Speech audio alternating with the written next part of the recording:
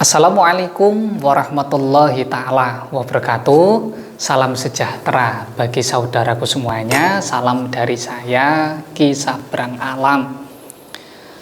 Di kesempatan kali ini saya ingin menjawab pertanyaan dari beberapa saudara kita. Kang, saya ini sudah pergi kemana-mana, Kang. Namun kenapa belum mendapatkan hasil spiritual dari langkah tirakatan yang saya kerjakan? Kesalahan yang sering terjadi, mereka ini ingin tirakatan terima beres. Nah, setelah anak mengirimkan foto dan data, nanti akan saya tirakati, nak. Jadi anak nanti tinggal tunggu hasilnya. Kita perlu pelajari lebih mendalam, gitu. Keilmuan yang ada di Nuswantara itu mengalami beberapa perkembangan perubahan spiritual. Dalam pola pencarian orang-orang zaman dahulu, ketika memiliki permasalahan berkenaan dengan spiritual, mereka itu melakukan beberapa puja mantra dengan mendatangkan siluman, sosok dedemit, dan lainnya. Sosok siluman dan dedemit inilah yang nantinya akan dimintai tolong. Yang namanya minta tolong sama dedemit, sama lelembut, yang pastinya harus ada upahnya.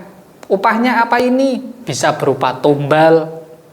Makanya mungkin saudaraku pernah mendengar di suatu tempat ditemukan kerangka bayi, kemudian ditemukan kepala seseorang yang diyakini hal tersebut bagian dari proses penumbalan. Dan logikanya, ilmu spiritual semacam ini itu sudah tidak ada sejak 400 tahun yang lalu. Kemudian untuk zaman sekarang yang mau ditumbalkan dengan cara kepalanya dipotong terus dipendem itu siapa? Kan tidak akan ada gitu loh. Itu yang pertama. Kemudian penganut ilmu-ilmu semacam ini itu sudah hilang sejak 400 tahun yang lalu. Kalaupun ilmu ini masih ada, orangnya ini tidak bisa dihubungi. Mengapa tidak bisa dihubungi? Pelaku-pelaku spiritual semacam ini itu rata-rata tidak mau berinteraksi dengan dunia sosial. Itu rata-rata. Karena orang yang melakukan proses puja mantra terhadap siluman dan lainnya itu tidak ada waktu untuk upload video di media sosial, kemudian membuka jejaring sosial dan lainnya. Karena tirakatan puja, mantra dan lainnya itu butuh waktu hingga berjam-jam, hingga berhari-hari, bahkan diyakini hingga berbulan-bulan. Itu jawaban yang pertama.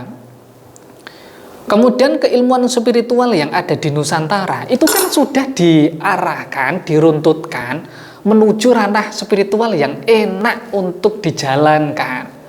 Seperti contoh keilmuan yang diajarkan oleh guru-guru spiritual yang ada di Nusantara, yaitu dengan praktek olah batin, praktek sumeleh, agar para guru sejati bisa hadir. Setelah guru sejati bisa hadir, atas izin Gusti Allah hajatnya akan dibantu. Sebenarnya kan mereka yang ada di luaran sana tidak bisa mengajarkan tahapan ini. Tidak bisa mengajarkan tahapan sumeleh, tidak bisa mengajarkan penyatuan rohaniah, tidak bisa mengajarkan praktek ngecakno ilmu. Makanya mereka dengan mudah mengatakan, nah tinggal ditunggu. Itu penyebab utama mengapa yang Anda lakukan selama ini masih gagal. Semua agama mengajarkan akan kebaikan. Kita harus setuju dengan hal tersebut. Jadi kalau ada praktek yang mengajarkan seseorang tidak melakukan tirakatan, tidak melakukan perubahan spiritual dalam dirinya, itu praktek yang ngawur, praktek yang salah.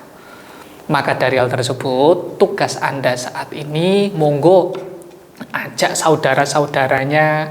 Kalau ada beberapa permasalahan itu hubungi saya. Nomor saya sudah saya sertakan di bagian deskripsi. Kemudian jika ingin belajar keilmuan spiritual bagaimana Kang? Monggo bisa kunjungi link resmi saya, kisahperangalam.com, mustikaalam.com, dan mistikjawa.com. Kita belajar bareng lah mengenai keadaan spiritual yang ada. Ngoten dahulu.